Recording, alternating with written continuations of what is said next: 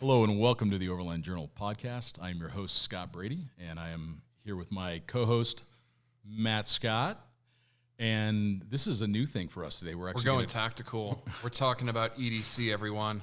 Yes. Start foaming at the mouth. I don't know. People seem to be really into the EDC thing. I generally don't even carry things on my person other than my cell phone, but apparently people do. Exactly. And there's times that we do as well. So Yeah. Totally. So we're going to talk about the stuff that we have on our person. Typically when we're traveling, we're also going to talk about the gear that we bring along if we're flying into some place, and then we'll touch briefly on those high points of the stuff that we typically stick into the vehicle as well.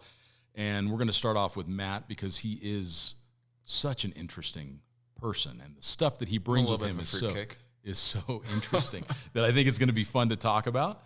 So, Matt, what do you always carry on your person? You know, I mean, generally as a person, I gesticulate wildly from one side to the other, but I'm like a fair weather overlander. I don't go to like Greenland in the middle of winter like you do. So, you know, typically, you know, I'm kind of the flip-flops and board shorts kind of guy. You know, occasionally I wear pants while overlanding. I generally try and avoid that, but I don't know. I mean, some of the useful things. Southeast Asia has completely ruined you. Southeast Asia and Baja and Australia. I mean, are there any other places to go?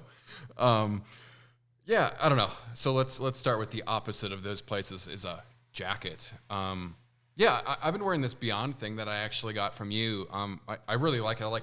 It kind of has like a cool, trendy camo print on the inside, so it's hip and it's cool, but it's really, really warm. I want to say it's like a thin slit style, you know, lining on the inside. It's just really comfortable, and it's really durable too. I think when I do look for clothing, I look for stuff that, okay, sweet, shock reservoir falls off, something happens to your car. If I have to actually get underneath, I don't want it to be ruined.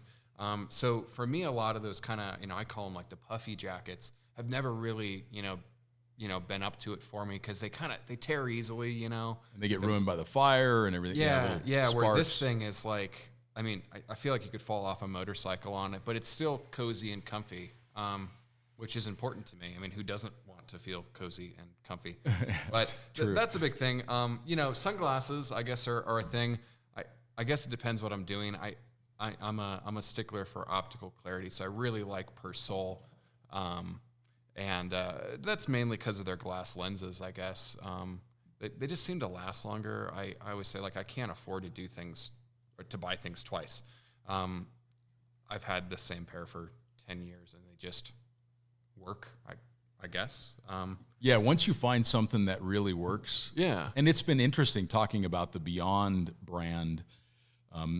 We've started to use some of their stuff, and it's been interesting to watch because, you know, in the last 15 years or so, a lot of what the Special Forces and Recon and these other guys are using is coming more into the general consumer space where people are starting to adopt a lot of these technologies and a lot of these clothing types that these operators are using. And it was really interesting talking with the folks at Beyond because they recognized that 10 years ago, 15 years ago, these guys were wearing this stuff. And in the beginning, they kind of looked like tourists. They were a little understated, but then everybody realized really quickly, like, it's a guy in Patagonia with a set of Solomons on. He's now a target. So these companies are making technical gear that now looks like what everybody else wears. Yeah, and I think that's just the coolest thing with Beyond. I mean, there's definitely other brands that I enjoy that are, you know, more tactical. But that stuff overseas, in my opinion, I actively try to avoid it. Me too. I remember, I'm trying to remember where in Tokyo I was, but there was two tactical, you know, local kids, had the backpacks and all the, you know, that looked like they walked out of a 511 store. They literally just got searched because it's like, why are you dressing like this? Right. You know, it's transcended from being kind of cool guy stuff to like, You're now a target. You're now a target. Like it. I don't know. Yeah, I've had two very serious searches in all of my times traveling. One of them was the Canadian border, which that just seems to be a thing at the Canadian border.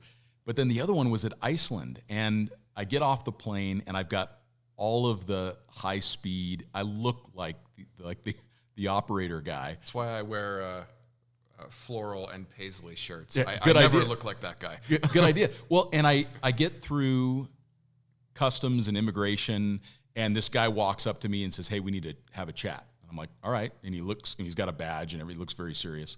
So we go into this little room, and he's like, "You need to disclose what branch of the military you're in." I said, "I'm a veteran. I was in the Air Force." Yeah. And he just did this full breakdown, like, why are you here? What are you doing? I've never had this happen before, but I realized what was different that day. I'm wearing Solomon's. I've got like the kind of tactical gear on, and I realized that I painted a target on me of military age male. I was in the military. I carry myself in a certain way, and I'm wearing all of the stuff that checks the boxes, and they wanted to know why I was there. What was I doing? What was my intentions? And the same thing happened in Kenya. We got caught for doing an illegal border crossing from Uganda into Kenya, Brian Bass and I. And next thing you know, we're getting dressed down by the local police, and they keep telling us we have to disclose our mission. And it's just because we had some paracord and we had some of these things that look very tactical. And I'm realizing that now I just don't have it at all. I avoid it almost like the plague. I do avoid it like the plague because for our new video listeners, I wear Birkenstocks. The surest way to not be tactical. Not be tactical. I also don't look very threatening, in my opinion. Oh, that's funny. What are some of the things you carry? I mean, well, when I think about my like day-to-day clothing, what I have on me, I used to have a lot more stuff in my pockets, but it's interesting. I can't stand having stuff in my pockets. Right. But the cool thing about the phones is it just steadily replaces all of the stuff. Yeah. So you don't have an iPod anymore. The iPod's on your phone. You don't really need to have a pocket flashlight because these LED lights on the phone are super bright. Pretty good. I mean, I have to say that, I used to nearly religiously carry, some sort of light source with me. I had this little AA, triple watt designs flashlight kind of thing. Maybe it was AAA or something. Used to carry that with me. Used to be in my keys. Now I just have a phone. Yeah, like and they really work. I guess in a simple statement, what is my EDC? My phone. iPhone. Yeah. It can be your wallet. It can be everything. We're going to talk about. Do you do that? Do you have your wallet combined with your phone? 100%. I use it as much as I can when I'm overseas. Overseas, most payments are tap and go. They are at least when you're in first, second world countries. It's more secure. They're not getting my actual credit card number. There's nothing for them to steal since the entire transaction is encrypted and really safe.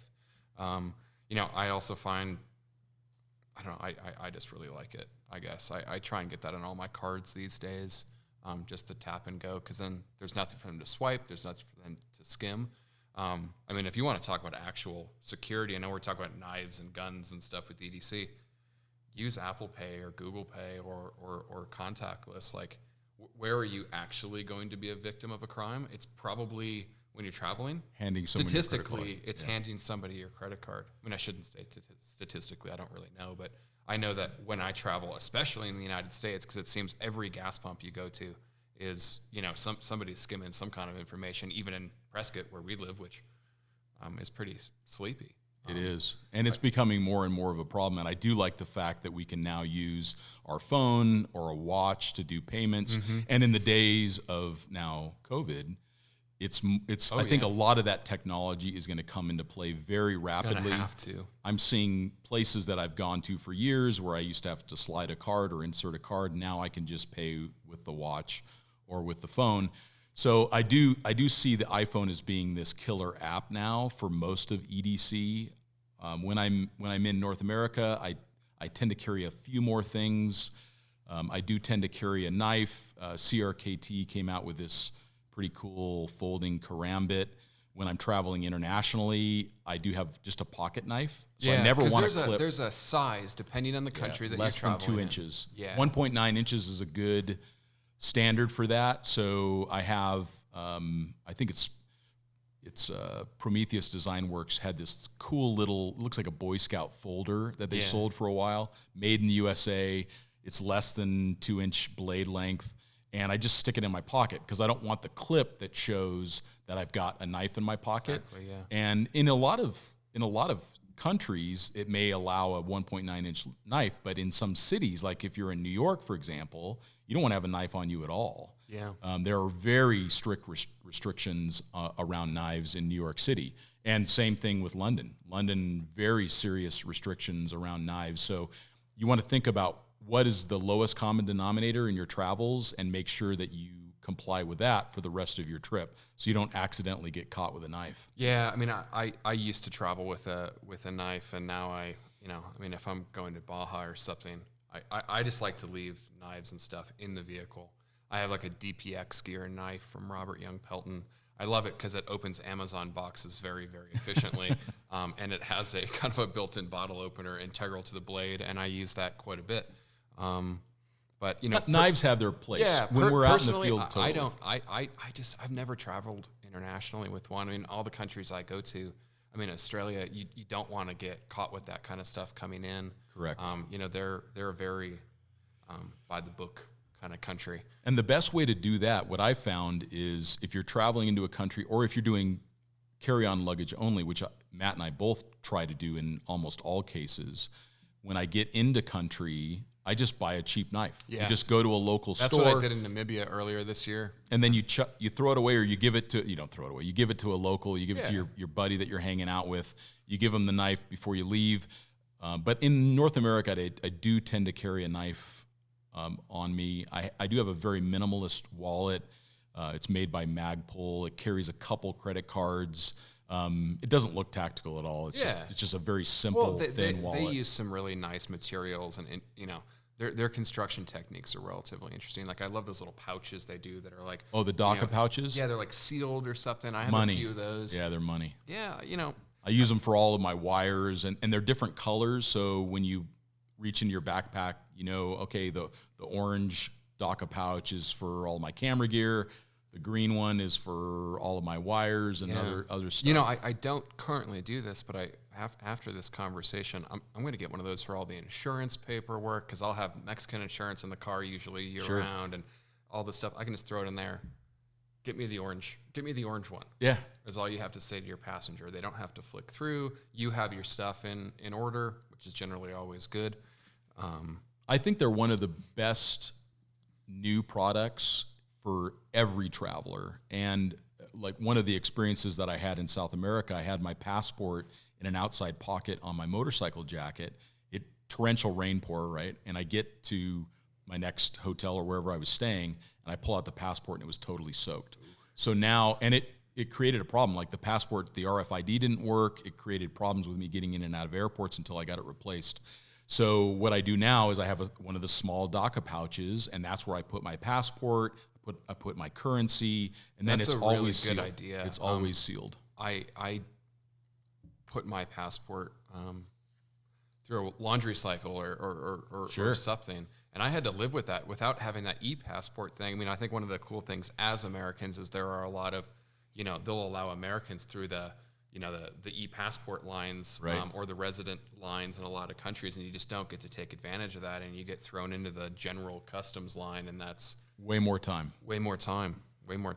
Do you? In guns, I guess EDC is a big part of that. Well, I do carry a gun at times, especially if I have people with me, family and otherwise, when I'm camping in North America, and I'll just carry a Glock 19. It's just kind of the ubiquitous solution for that. I have a little Ruger LCP. I like it. It's made right here in Prescott. Yeah, that is a cool story. Made like 2 miles from here or something like that. Yep. It's got a little laser on it. I always think a laser getting shown at somebody in the middle of the night is probably enough deterrent for them to get the point. But and I think around firearms, the most important thing, because we're not going to make this about firearms at all, but the most important things with firearms is if you own one, invest in the training that's necessary to operate it safely, and make sure that the people that are with you also have that training, because they may need to use the firearm as well. Make sure you keep it secured, particularly around children. In North America, I do carry one. I have a lot of training in the use of it, and I feel comfortable with it. But when I travel internationally, I don't even think about it. Yeah, so it's not just even put a it out consideration. put it out of your mind. But electronics, you're big on the Microsoft Surface thing. Well, but I'm like, the love affair is maybe coming to an end. I mean, one of the things about Apple is once you get into this ecosystem, everything works very well together. Yeah, it does. I think what happened for me is I had 500,000 images in the Aperture program by Apple, and they discontinued that, which was basically one of the first steps of them starting to abandon the creatives. And it was such a blow, not only just because I liked the program, but it was a huge endeavor for me to migrate. I was a huge Aperture guy. I did not like the transition to Lightroom, and now like I finally get on the Lightroom thing, and now they're saying, oh, you have to use Lightroom Creative Cloud. I mean, there's things I like the cloud for, but I don't need every single image being downloaded all the time. I just want them. Especially since they just a few days ago had a major data failure and a bunch of people lost their images out of Creative Cloud. So it starts to make you think about, is this really safe? So I have written down under here, importance of the cloud when traveling. I will not talk about that one. Well, it is important because we can keep copies of all of our documents in the cloud. I use Google Drive for everything. I've never had a failure with Google Drive. I think Google just knows that that's a no-go. You can never have that kind of a failure. I don't think Adobe is paying close enough attention to the critical nature of imagery and the fact that there's never an option, there's never a scenario where you can lose someone's photos. Yeah. And they just did that, and that's going to compromise people's confidence in the application. But when it comes to the Surface, what I liked was the fact that all of the Surface devices, except for some of their new specific laptops, but I have a Surface Book 2. The screen comes off, and I can use it to read at night. Oh, that's I have a Surface Go. In fact, it's on the table right now. It works like an iPad, or it works like a laptop. However, I think that no one's going to keep up with the innovation that's happening at Apple. Their innovation is useful. The iPhone is an incredibly useful tool. And I can see within the matter of a few years, I'm going to have an iPad Pro that I'm going to use for travel, and then I'll have some monster Apple machine that I'll use for image and video edit when I'm back at the office. Yeah. And I think while we're talking about electronics, I always love to bring up Google Fi. I still have a Google Fi number, although my primary number, I did move to Verizon, just because where we live in Prescott, the service. Better coverage, yeah. It's just better coverage. But overseas, Google Fi is flawless. It's $20 a month. Your phone works everywhere. I have to say that I think your phone is one of the most important travel tools. It's how we do everything. It's how we navigate. Well, think about like 10 years ago when you were traveling and you fly into, let's just say Tokyo, because there's not a lot of English. It's relatively hard to get around if you don't have the information at your fingertips. How do you get around? It's difficult. But now it's just like you fly in, Uber, pick me up. Oh, hotel. Okay, sweet. Follow the map. It's there. It's so many things in one. So I think having a phone that works and having service on it, the phone's only as good as the service. Yep. Arguably, like Wi-Fi is ubiquitous; it's everywhere. But is it going to stay that way? Its days are numbered. Yeah. 5G will replace that, and then eventually satellites will replace that. Yeah. And we're just going to have it everywhere. We're going to be in the middle of the Gobi Desert and have coverage. Yeah, that Tesla internet that's coming from the sky. All of that technology enables travel. I have had the tendency to want to approach things as a Luddite because you think about the days gone by and you think about the fact that people crossed the Sahara in very simple vehicles and they had none of this technology. And in some ways, I think they had a better experience. Yeah, it's more romantic. In other ways, the emails aren't pinging you in the middle of nowhere. In other ways, we're now able to work from the road. So technology has allowed me to continue to travel and experience the remote areas while I'm still able to stay connected to work.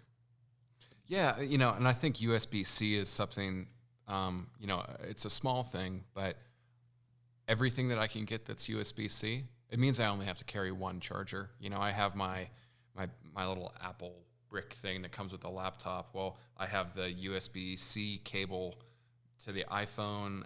That's the only cable I really have to carry these days. Pretty much, I like that idea of a standardized charging. It's such protocol. a win. It's such a win. Even my Sony camera charges with USB-C. Yeah. All of the devices that I carry now, including my charging bricks, everything connects via USB-C. The only thing that I have that's non-standard now is the iPhone requires still the Lightning connection. Yeah.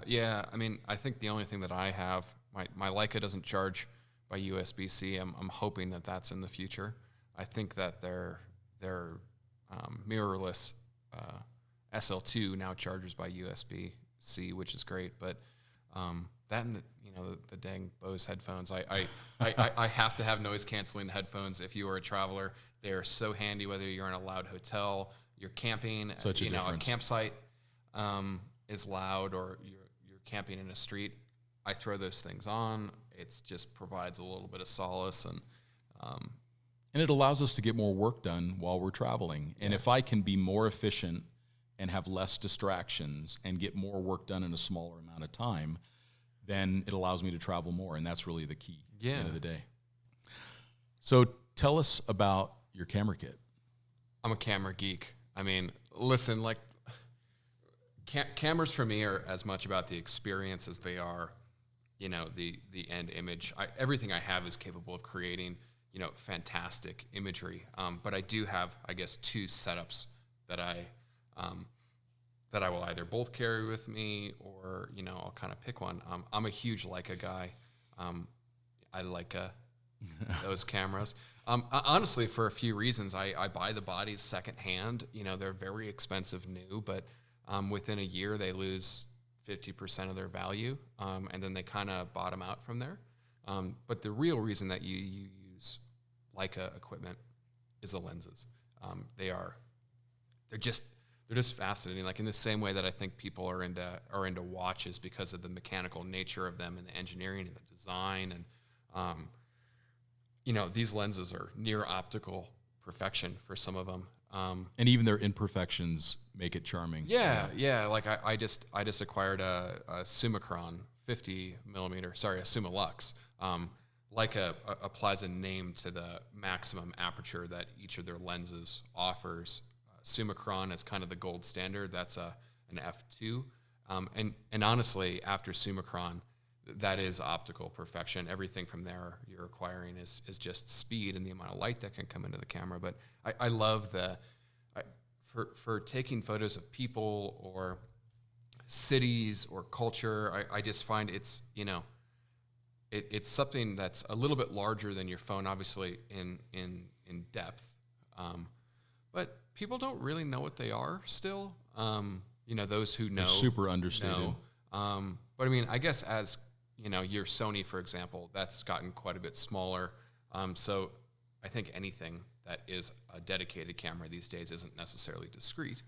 But I just love shooting with them, particularly with my stuff in Southeast Asia. It's easy to, turn it to f11 and kind of hyperfocal distance, and the shots that I've gotten that I just wouldn't be able to get. I shouldn't say I wouldn't have been able to get with a Canon or anything, because the Canons, let's face it, it's a better camera. I mean, it's more versatile. It has autofocus. Sure. I don't know, but the Canon for me is more of a work camera. If I'm like, okay, I have to get this shot, there's gonna be a lot of movement, things are gonna be changing. The Canon, I guess, is what I go for. I'm lucky enough to have two systems, but my Leica stuff every day goes up in value. I think that's the strongest argument for it. I mean, watching when you first started buying the Leica lenses, you've actually made money on your investment. Like quite a bit of money on some of the stuff. You get into these, and I don't know how much it is the case today, much like air-cooled Porsches. You used to be able to buy them for $5,000, $10,000, and now they're $100,000. But there were some kind of oddballs in the lineup that weren't desirable to the collectors that just wanted the very best. They wanted the Summilux. They wanted the Noct Deluxe, which is a 0.95, which is crazy. So when I was younger, I just, instead of buying the $300 or $400 Canon lens that would have been worth nothing down the road, I guess I was just lucky enough to invest in these, and kind of have always bought and sold, and have kind of worked my way up and made it a little bit of a hobby, I guess. Like a savings account that you can use and take pleasure in every day. Exactly. From an art perspective. And I guess there's other things too that we use every day that can be an investment. We talked a little bit about watches before we started recording, and there are watches that are investment grade, and they're not only investment grade, but they have universal value globally. So if you're somewhere in Russia or you're somewhere in Africa and you need a get out of jail card, oftentimes the right kind of watch will do that. So you can, because when we travel, there are limitations on what we can carry in currency. And even getting close to those limits draws a lot of suspicion. So, but if you have a watch, like let's say, for example, you have a Rolex GMT or a Rolex Submariner on your wrist, they're a little more understated. They're not, don't get the gold one. Get one that looks a little more. Never travel with a gold watch, people. That is just it's asking for one, trouble. people are going to think it's fake, and two, people are going to think you're a moron. or they're going to think, let's take half this guy's arm off to get it. Yeah. Whereas if you do wear a more understated watch from a company like Rolex, you have that get out of jail free card on your wrist at all times. So if you need to get that emergency flight home, or something crazy happens with your vehicle and you just don't have access to enough cash, or it's difficult to get access to cash, any of those kinds of scenarios, that watch can... Any jeweler in the world will buy a Rolex. That's right. I mean, you may not get top dollar for it, but you're going to be able to translate that watch into cash very quickly in most countries of the world. And there's also that pleasure, again, like the Leica, of owning something that is analog. Yeah, and the whole thing is just fascinating. Like I'm not a huge watch guy. My jewelry, I guess, is my Leica camera collection. But looking at the Rolex stuff, like a GMT Master is like $9,000 new, but you can't find a used one for under $12,000. Right. And if you're able to find a new one, buy it, and you can sell it for like twice the money as a new item and travel for a while. There's some interesting advice, but you can't find them. They're very difficult to find. If you go into most Rolex stores, there's super limited. Usually the stuff that people don't want to buy, but that standard GMT or Submariner or Explorer, those watches really can be investment grade. Less so now, but if you bought one 5 years ago, you've really seen an increase in value. But it's nice to know that you can buy something and enjoy it for a lifetime and then give it to your kids and they're going to enjoy it for a lifetime. These are really special tools for travel, I think, and consistent with what you've done with the Leica. Yeah, and you kind of brought up an interesting point with it being a bit of a way to transfer currency or to have something on your arm that you can sell. There are countries that will actually kind of limit the amount of jewelry and things that you bring in. Where you have to have a carnet for it. You have to have a carnet for it. Sometimes, but typically not the watch. Like if you got just the one. That kind of flies through, but I have heard, I've actually had it happen to me, again, going into Australia with camera gear. They're like, oh, why are you bringing this camera gear? Do you have proof of it? And eventually they realize, like, I'm not selling it. I'm not there to do that. But that is something, I guess, to keep in mind with those things. If you come in with a big Pelican case full of camera gear and lenses, it's definitely an issue. Mm-hmm. So I guess on my camera, I shot Canon forever, and I loved the Canon setup, but it was so big. I had a 5D with that 28-300 on it. I pretty much left that lens bolted on that camera for 7 continents of travel, but what I wanted to do was get to something that was much more compact for use on the motorcycle. And so I went with the Sony A7R III and the A7 III so that I have some redundancy on the bodies.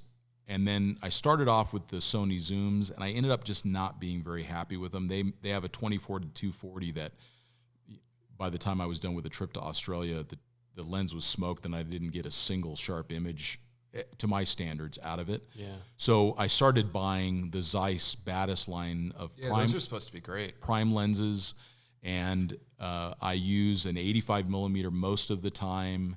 Have a 40 millimeter for it as well. also have an 18, but I find that I hardly ever use the 18 because now my iPhone has that wide angle. a wide angle lens. And most of the time I don't need this ultimate image quality out of a wide angle shot. I'm shooting the inside of a building or I'm shooting the inside of a car, and it's not like I'm shooting that beautiful last forever portrait of somebody. Yeah. It's I just use the phone. I remember when we were in Greece and we were at like the Parthenon or something, Yeah. and here I am like, like I'm having my experience with my Leicas, and that's what I like about them. And then, I'm looking through my images and like, look at this phone. Look at what I just got with my new iPhone 11, whatever, something Pro Max thing. I'm like, I know. it was so annoying. Yeah. Like here I am I'm holding a car in my hands of imaging equipment, and the iPhone's just so good. They're really good, and I do use the iPhone 11 Pro Max because it has 3 different focal lengths. You can shoot in RAW. There are some great apps that allow you some manual control over the images, and including what comes with the iPhone standard for applications. But I do find that I now only use the iPhone for wide angle shots, and I don't bring the wide angle lens with me. So I focus on having that 40 millimeter, which is the walk around lens, and then the 85, which is what I do for portraits. And then if I'm going to Africa, where I'm going to be shooting taking photographs of animals, then I have a 100 to 400 Sony. I have that 100 to 400 for the Canon, and it's just great. It just works awesome. It's close enough to not get eaten. Yeah. But also allows you to get a little bit wide. Yeah, I wonder how many generations we are of iPhone development or phone development before I go and I say, why do I even bring this Leica for street photography? I touched on it earlier. Particularly when you're shooting culture or people or in cities or things like that, which as travelers we find ourselves in quite a bit. It's not all just remote stuff. Any camera these days draws awareness. If you pull up just your regular cell phone, people just walk by because they're like, "Oh, it's a cell phone." I don't know. I'm interested in some of those. Leica's partnered. I think you say it, Huawei. Okay. Huawei. Yeah, sure. Whatever the one that our president has banned from the U.S. They're supposed to have some like 40, 50 megapixel like cameras with like optical zoom, and I wonder how far off we are from seeing optical zoom in an iPhone. Yeah, they'll find out some way to do it, and the sensor can get large enough. And next thing, it's just a technology problem now, which is something that they will solve. Yeah. Luggage. I'm a huge fan of these North Face duffel bags only because I bought them at TJ Maxx like 15 years ago, and they've just never really given me a reason to look elsewhere. They last forever. They just work. I mean, I don't know how many hundreds and hundreds and hundreds of thousands of miles I've flown and traveled and driven, and how many roof racks they've been strapped to on the top. I love the duffel bags for traveling. But I have to say, I was that guy that got really tired of, like, even though these things have like the luggage, the backpack straps on them, eventually that gets old when you're going through a lot of airports. I don't know. Yeah, I tend to carry most of my electronics in. There's a new Pelican Air that I've been using. Yeah, and it's a lot lighter, so you're not taking up so much of your available poundage in the luggage itself. So I tend to use a Pelican Air for all the electronics, camera gear, etc. And then I will put some kind of a duffel on top of it, so then I can wheel it around. Yeah. And I like the Red Ox bags a lot. They're made in the United States. They will last a lifetime. The only limitation with them is weather, so they're not weather sealed. And in that case, I'll use Ether, which is a pretty cool brand out of California. They did a bunch of welded seam, waterproof zipper bags.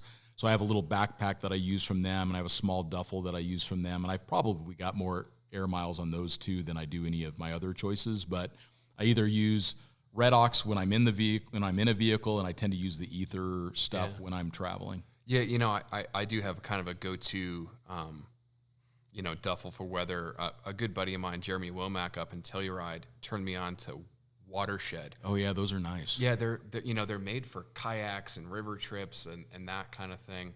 That's another one of those things that I've had for I probably had it for 8 or 9 years.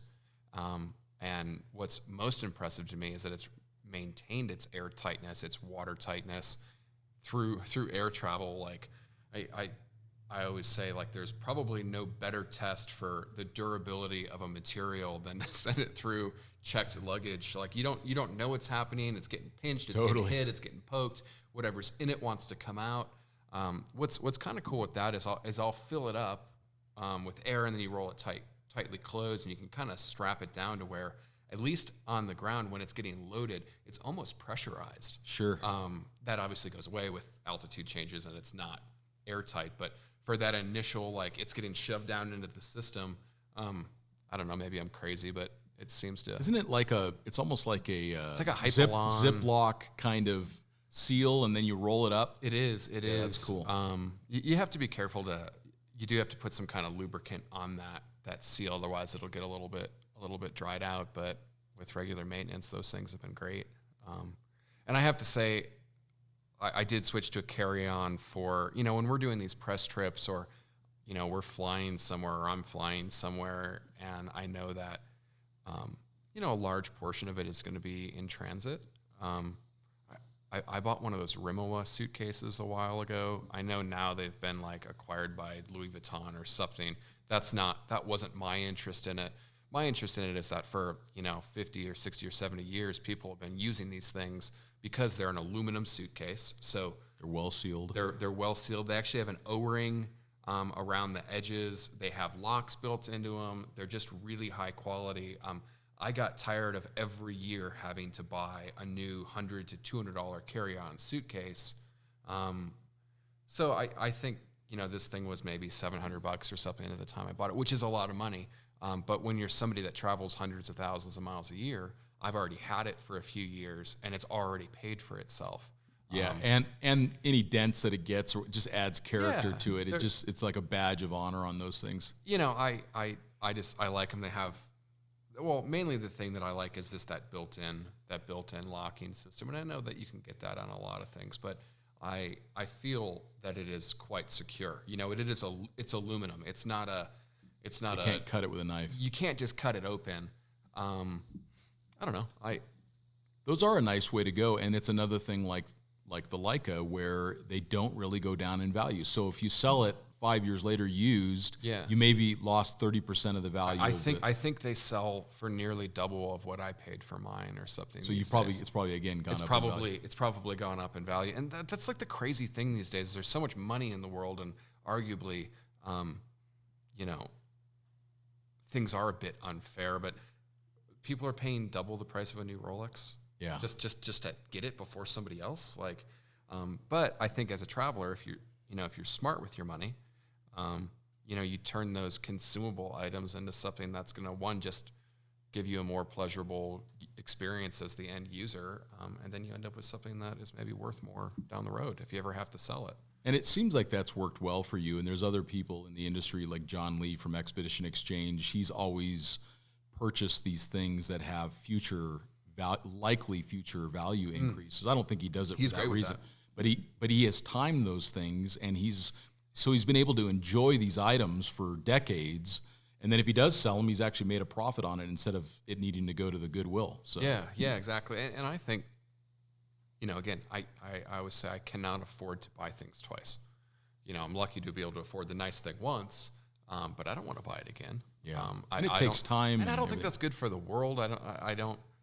We're all consumerists, but I think buy once, cry once has always been a really strong thing for me. So what are the things in your truck? What are those little hacks? Rice cooker. That's been my latest thing.